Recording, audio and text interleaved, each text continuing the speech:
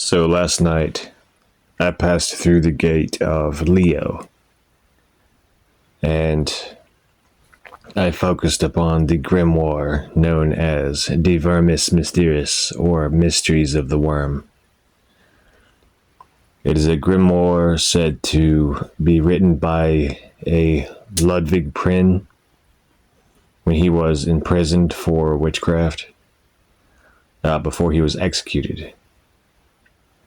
And it is said to be darker and more dangerous than the Necronomicon and a few other books.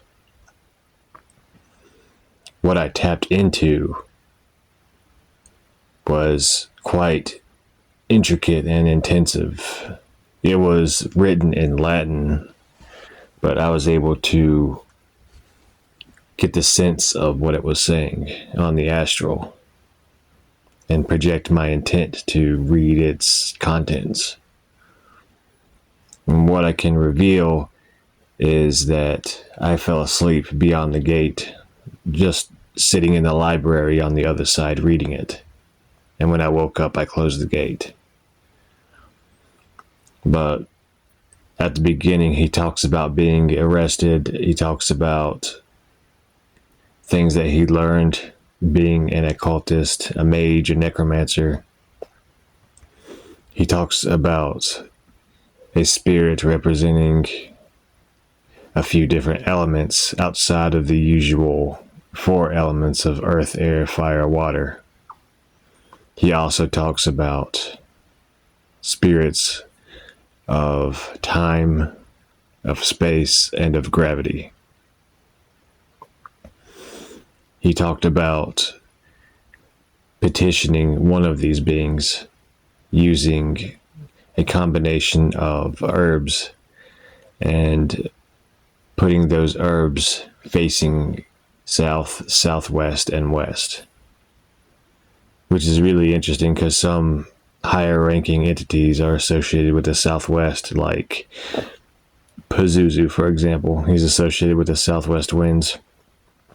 This gate in particular is associated with south by southwest, or southwest by west, actually. And I thought that correspondence was interesting. I have the name of one of the spirits, and I will list that in the description for those who want to walk down that path and maybe try to work with the being. I believe it is the being of time. Just know that these beings in the Vermis Mysteriis are not safe really to work with, even for a practiced occultist. Because if you read any stories that the Vermis Mysteriis is associated with, those who try to use the book usually end up in a bad way. They get taken out by something that they call up. So what I present is simply for the knowledge of it. What was I going to say? But yeah, it was really interesting, and also gave a method for creating long, sonorous, barbarous chants to call forth any entity of your choosing. And it has to do with using the being's name and using the vowels in a certain number of repetitions for each letter. Say like A would be one repetition of a vowel. B would be two repetitions of a vowel with it. C, 3, and so on. And in that way you can create sonic keys and words of power using the name of the entity. I might experiment with it a bit and see how effective it is using some of the entity names that I currently work with. And I do know when I wrote the Grimoire Generator of Satan that certain vowels have certain effects on the astral. And I could probably incorporate that into this system here.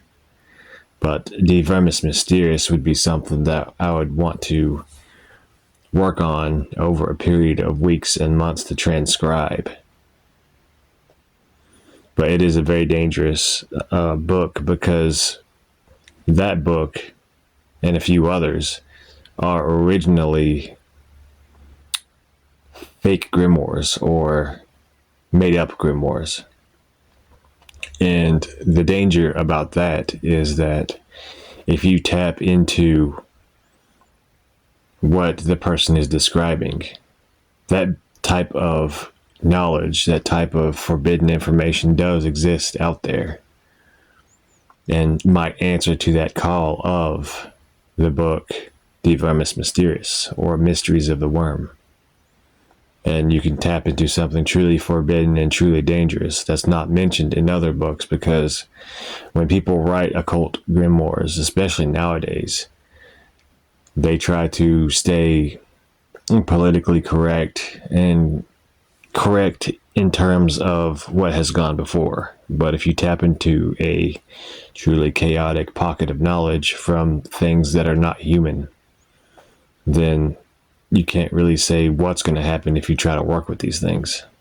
So I definitely urge caution in using the information from some of these fictional grimoires that have been listed for like over 100 years, that people have thought about, that has developed its own thought form, because it will draw energy and knowledge associated with it to itself and form a coherent pocket of practice and forbidden wisdom.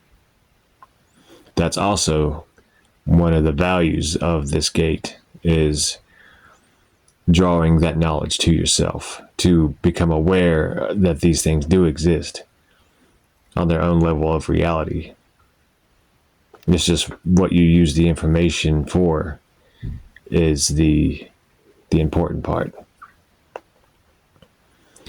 Anyways, after I sat in the library and read the Vermis Mysteriis for a time, and read about the 7 or so elements and the beings associated with it, like I said, one entity in particular stood out that I remembered, and I actually made sure that I wrote down the name correctly. That could be a key to working that whole book and that whole current, I believe. And one could possibly wait until next year and talk to Ludwig Prin himself and to learn directly from him what was in the grimoire and how it could be used without getting destroyed in the process. But yeah, anyways, I hope y'all found this video interesting, and hope you enjoyed it.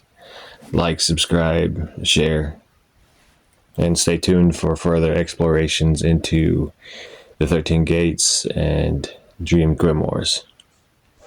Infernal Hells.